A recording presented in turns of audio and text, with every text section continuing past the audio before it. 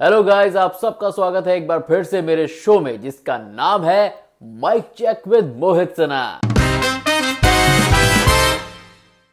सो guys, आज फिर से मैं आया हूं एक एजुकेशनल वीडियो लेके।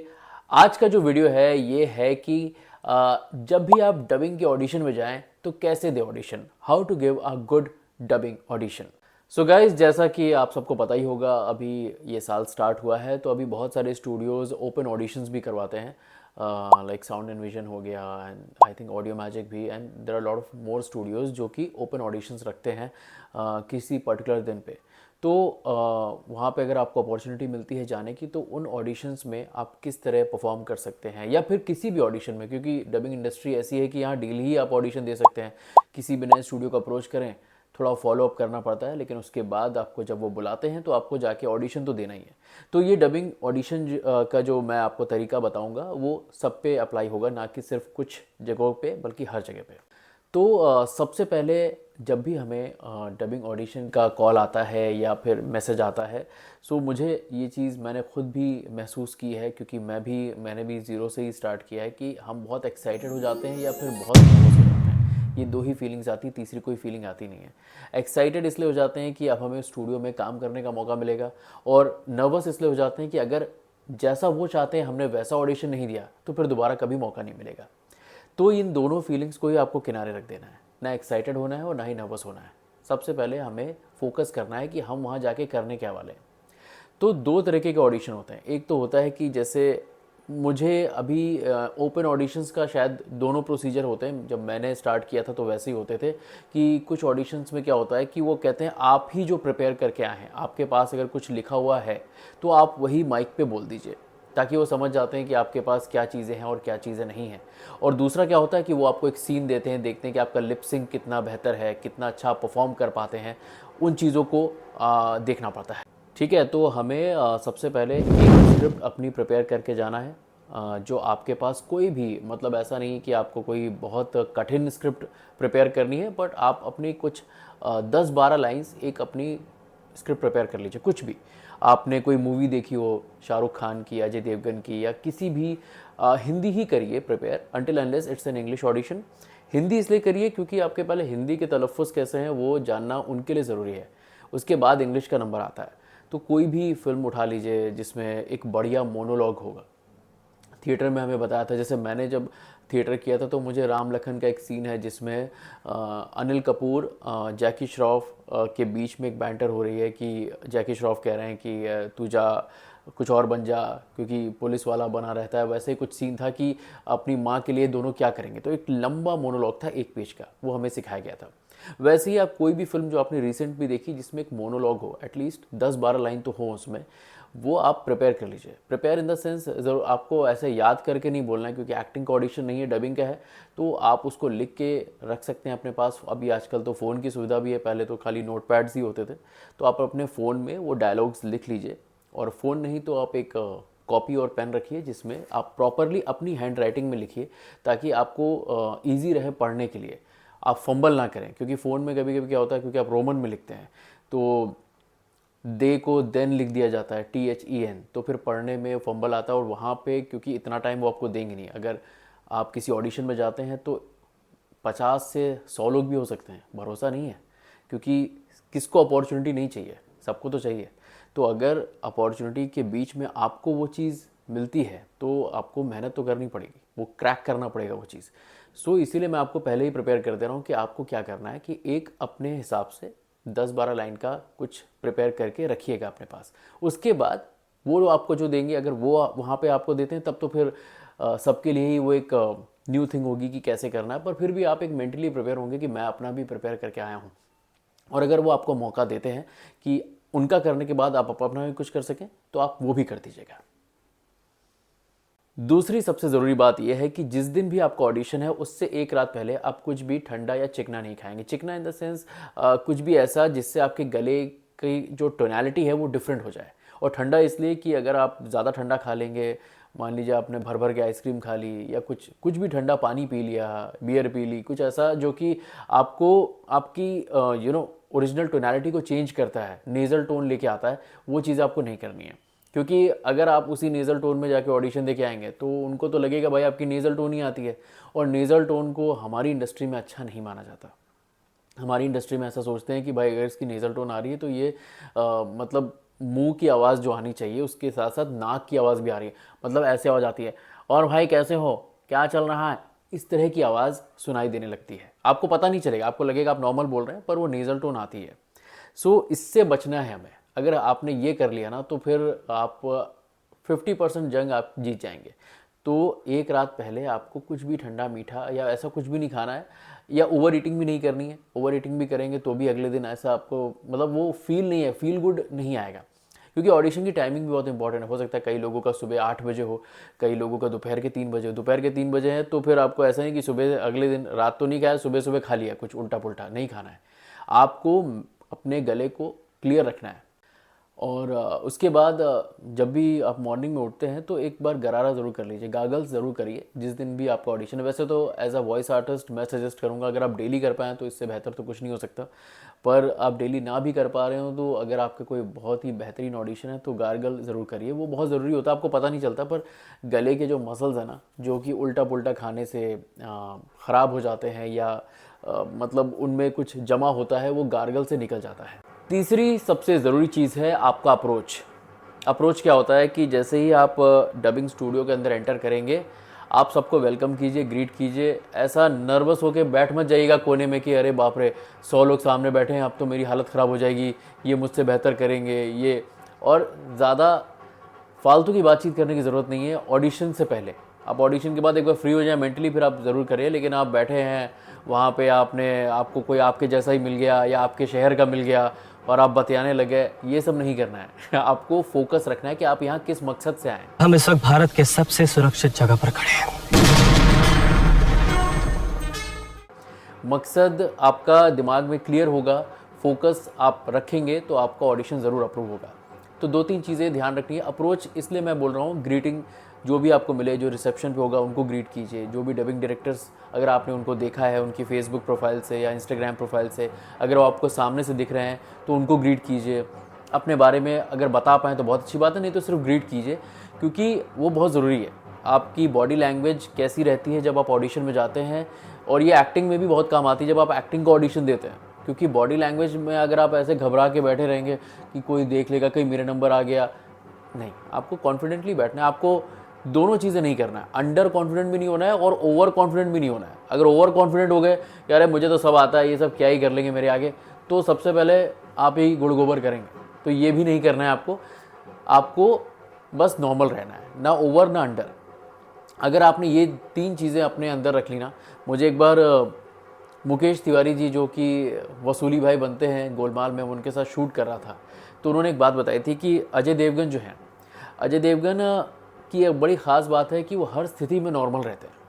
मतलब उनकी पिक्चर अगर 500 करोड़ या 400 करोड़ कमाती है तो भी वो कभी ऐसा ओवर एक्साइटेड नहीं होते, और उनकी पिक्चर अगर 1 भी रुपया नहीं कमाती, बिल्कुल फ्लॉप हो जाती, तो वो ज़्यादा घबराते नहीं हैं। तो इस इंडस्ट्री में टिके रहने का, इस इंडस्ट्री से मेरा मतलब है चाहे बॉलीवुड हो चाहे वॉइसिंग इंडस्ट्री हो, अगर इंडस्ट्री में आपको टिके रहना है तो आपको नॉर्मल होना बहुत ज़रूरी है। अपने इमोशंस पे कंट्रोल रखना बहुत ज़रूरी है। हार के दुखी नहीं होना है बहुत ज़्यादा, और जीत के खुश नहीं होना है बहुत ज़्यादा, क्योंकि there is always a next time. हो सकता है इस बार आपका ऑडिशन अप्रूव हो गया, अगली बार, इस बार जिस दोस्त का आपका नहीं हुआ, हो सकता है अगली बार उसका हो जाए, आपका ना हो। तो हमेशा ही आपको ये बैलेंस बना के चलना है कि ठीक है इस बार मेरा हुआ, कोई बात नहीं, उसका नहीं हुआ, हो सकता है नेक्स्ट टाइम उसका हो जाएगा, मेरा नहीं होगा। सो ये 2-3 चीज़ें दिमाग में आप रखिए जब भी आप ऑडिशन के लिए अप्रोच करें। तो गाइज अब चौथे पॉइंट की बात करते हैं। तो चौथा पॉइंट ये है कि कैसे आप क्लैरिटी के साथ अपना ऑडिशन देंगे। क्लैरिटी कैसे आएगी आपकी ज़बान में जब आप बोलेंगे। कॉन्फिडेंस की बात तो हमने कर ली, पर क्लैरिटी भी तो ज़रूरी है। तो क्लैरिटी तभी आती है जब आपकी ज़बान और आपके फेशियल मसल्स जो है ना वो एकदम फ्री रहते हैं। अगर वो कहीं ना कहीं रिलैक्स्ड नहीं है तो आपकी ज़बान से क्लियर वॉइस तो छोड़िए, कुछ भी क्लियर नहीं निकलेगा, स्लर मारेंगे, फंबल करेंगे। तो उसके लिए ज़रूरी है अपने एक्सप्रेशंस पे काम करना। एक्सप्रेशंस से मेरा मतलब है या तो आप टंग ट्विस्टर्स बोलिए, एटलीस्ट 2 टंग ट्विस्टर्स आपको प्रैक्टिस करना है ऑडिशन देने से पहले। और एक और एक्सरसाइज मैं आपको बताऊंगा टंग ट्विस्टर्स के बाद, जो कि मैंने अपनी वॉइस एक्टिंग क्लास में भी बताई थी, वो आप करेंगे तो आपको उससे बहुत फ़ायदा होगा। तो पहला मैं आपको 2 टंग ट्विस्टर्स बता रहा हूँ और इसको मैं डिस्क्रिप्शन में लिख भी दूंगा कि अगर आप यहाँ नहीं समझ पा रहे हैं तो डिस्क्रिप्शन से पढ़ के आप उसको रिपीट कर सकते हैं, वो बहुत ज़रूरी है, आपको करना ही पड़ेगा। तो पहला ये है, देश की शस्य श्यामला भूमि में सुशोभित निसर्ग सिद्ध सुषमा का सौंदर्य शब्दों में संभव नहीं। तो इसमें शाह और शाह दोनों वर्ड्स आ रहे हैं। तो सा से होता है सूरज और शाह से होता है शान, ये 2 अलग वर्ड्स हैं। कई लोग शाह और सा में हमेशा कंफ्यूज हो जाते हैं, तो वो हमें नहीं करना है। हमें इसको जब हम प्रैक्टिस करेंगे तो हमें क्लैरिटी, हमारे दिमाग को पता चल जाएगा, सिग्नल पहुंच जाएगा कि शाह और सा 2 अलग वर्ड्स हैं। और जब आपके सामने कोई भी ऐसा वर्ड आएगा, स्क्रिप्ट जब आप पढ़ेंगे, जब आप ऑडिशन देंगे, तो आप उन दोनों वर्ड्स से आप डिफ्रेंशिएट कर पाएंगे और सही चीज़ बोल पाएंगे। अब मैं दूसरा बताता हूँ। खाई पर खून बिखरा देख खुर्शीद की खुशी से खिली आंखों में खौफ तैर गया। इसमें खा और खा में डिफरेंस है, मतलब इसमें एक नुक्ता लगा हुआ है। जैसे खून नहीं होता, खून होता है। और कई लोग ज़बरदस्ती का नुक्ता लगाते हैं, वहाँ नहीं। जैसे खुर्शीद की खुशी, तो यहाँ इन दोनों में नुक्ता है, पर खिली में नुक्ता नहीं है। खिली आँखों में भी खा में नुक्ता नहीं है। तो ये आपको तभी डिफ्रेंशिएट कर पाएंगे। वैसे तो ये लंबा प्रोसीजर है, लेकिन जैसे ऑडिशंस आप जब भी देंगे तो इन सब चीज़ों पे, अगर छोटी चीज़ों पे ध्यान देंगे तो आप एटलीस्ट पहला ऑडिशन तो आपका क्रैक कर ही सकते हैं। उसके बाद तो विद द प्रोसेस आप चीज़ें सीख जाएंगे। और एक बहुत ही नॉर्मल है जो सभी लोग बोलते हैं कि खड़क सिंह के खड़कने से खड़कती हैं खिड़कियाँ, खिड़कियों के खड़कने से खड़कता है खड़क सिंह। ये भी अगर आप बोलेंगे तो भी काम हो जाएगा। और अपनी स्पीच को दोनों तरीके से बोलने की कोशिश करिएगा, फास्ट भी और स्लो भी। जो भी डायलॉग आप प्रिपेयर करके जाएंगे स्क्रिप्ट में, उसको फास्ट भी बोलिएगा और स्लो भी बोलिएगा, ताकि आपके ज़बान के सारे जो मसल्स हैं वो भी क्लियर हो जाएं। जैसे मैं एक एग्जांपल देता हूँ। तूने मुझे देखा नहीं, देखा है तो जाना नहीं, जाना है तो माना नहीं, मुझे पहचाना नहीं, दुनिया दीवानी मेरी, मेरे पीछे पीछे भागे, किस में दम या ठहरे जो मेरे आगे आना नहीं, देखो टकराना नहीं, किसी से भी हारे नहीं हम। ये हो गया एक स्लो वर्जन।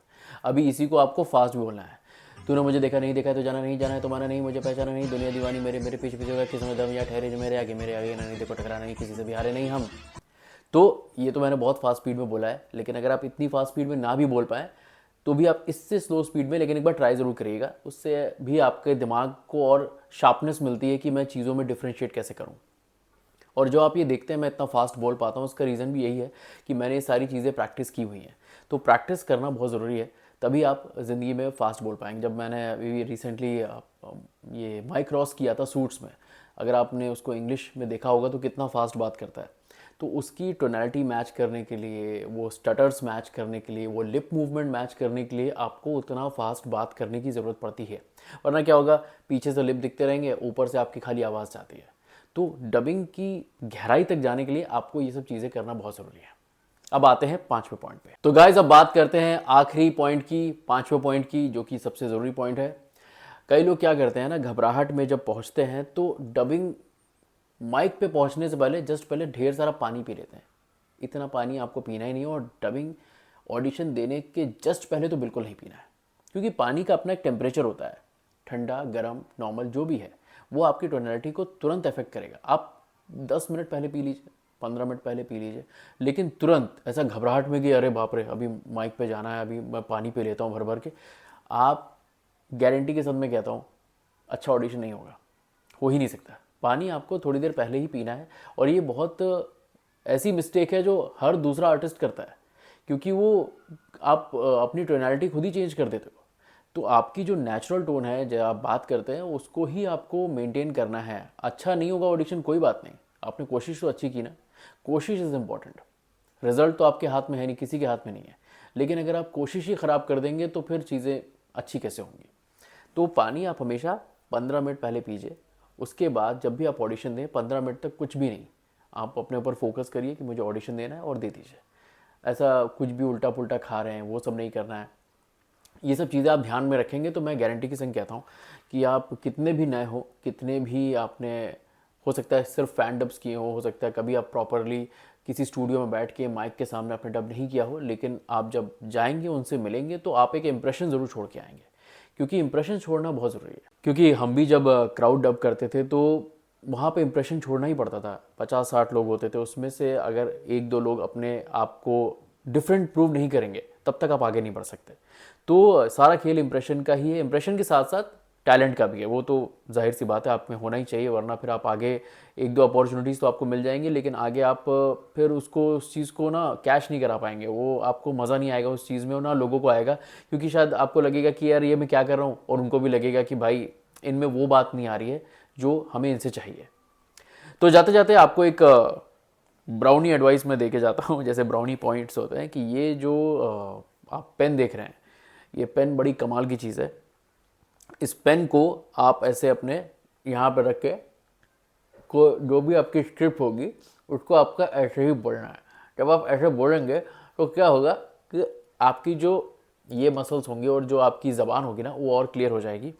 और ये आप घर पे कभी ट्राई करके देखिएगा, कोई भी स्पीच आप नॉर्मली बोलिएगा, उसके बाद पेन लगा के बोलिएगा, बहुत डिफरेंस आ जाएगा।